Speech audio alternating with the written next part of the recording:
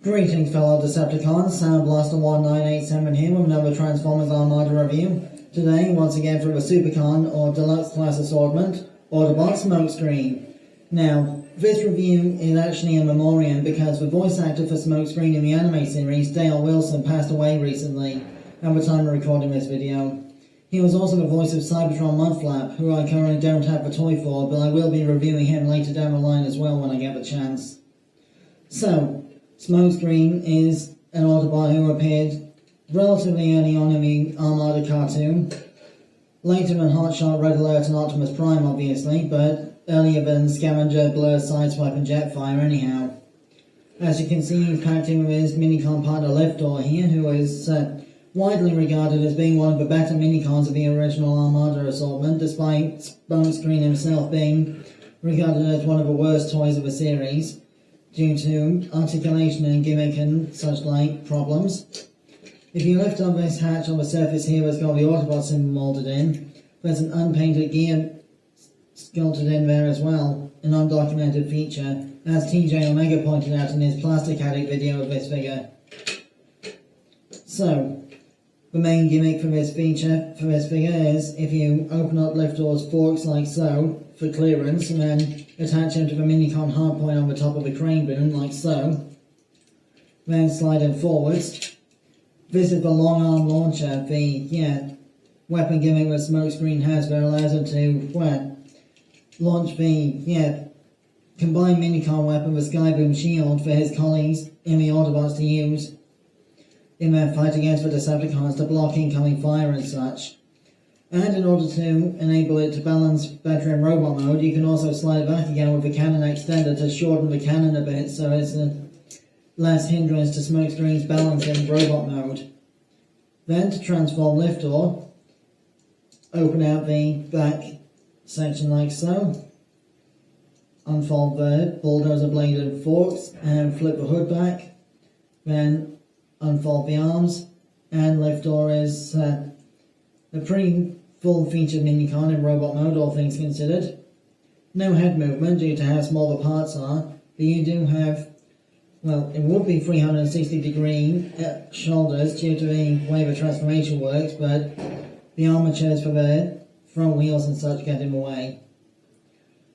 You've also got a, 180-degree elbow bend for transformation because of the way the arms fold in on themselves. You've also got an extremely small and somewhat hindered by the sculpting ball joint of the hips, as well as a deep knee bend.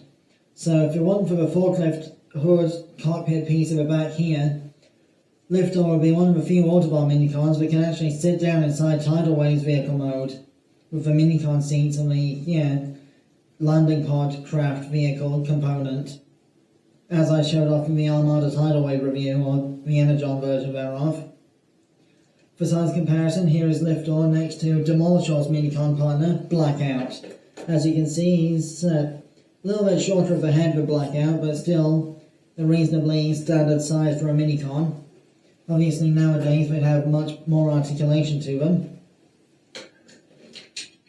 And for size comparison, here is Smokescreen next to Demolishor in his tank mode, so you can see both vehicles are roughly the same size if it wasn't for Smokescreen's cannon/crane boom thing going on there.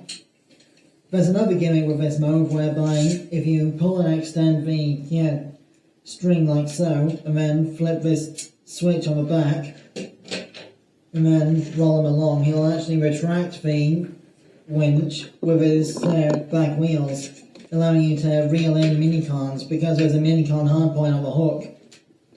There's another non-functional hardpoint just here on the top of the roof, which is more for use with the Skyboom Shield than anything else because of its placement in robot mode. So, to transform Smokescreen, what you want to do first is separate the windshield canopy windows like so from the front section. Open out these panels and flip them 180 degrees like Hotshot's doors. Then bring this whole section down, squish it downwards into place, then split the arms like so, bring them around to the sides. Gently pull and extend these sliding rail mechanisms on the arms. So you got a somewhat elbow joint type thing going on there. Then bring those down. What you want to do next is, there's 2 connection points here, one underneath here, one with this little bit here. You need to dislodge them gently at the same time so neither of them gets damaged. Then that splits the legs. Then you want to rotate them this way around and bring the feet down like so to keep everything in place. Then the robot head is geared to the crane boom, so you can bring both of them around together, though there is a separate ratchet mechanism for the robot head that allows it to also extend, to move of its own accord.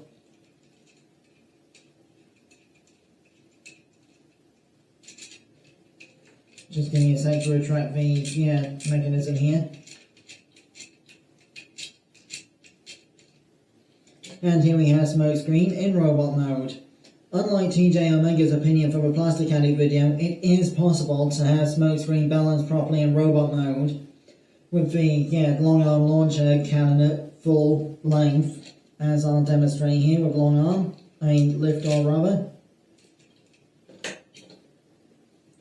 See, TJ Omega was wrong for once. Although, normally his opinions on the Armada toys are pretty spot on. In addition to this, the crane arm can also ratchet up and down 1 or 2 clicks for variety of poses and such. Articulation wise, you've got a backward butterfly joint of the shoulders for transformation, as well as this up and down joint here. And you've got a slight elbow bend due to the way the sliding rails work. You've also got pretty expressive ball jointed hips. Swivel where there should be a knee joint, but there isn't due to the limitations of the sculpting at the time. The transformation hinge for the foot also allows on the back foot kind of poses like so, or at least it would if he had a knee joint anyway. And as I said before, the head can ratchet around independent of the crane arm. For size comparison, here is Smokescreen next to his Minicon partner Liftor, and next to the Tooth and Claw Werewolf from the Doctor Who series, who I'll be reviewing soon enough. Armada Demolisher's Minicon partner Blackout.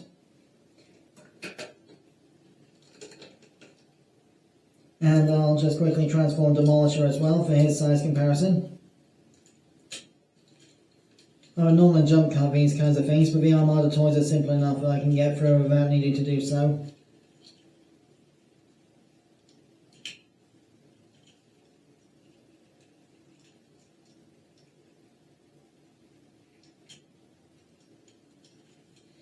I really wish that we'd be able to get more modern renditions of either Smokescreen or Demolisher or some of the other Armada characters. Because there were really interesting toys in terms of the engineering for the time, and especially Demolisher's articulation level compared to the other Armada figures.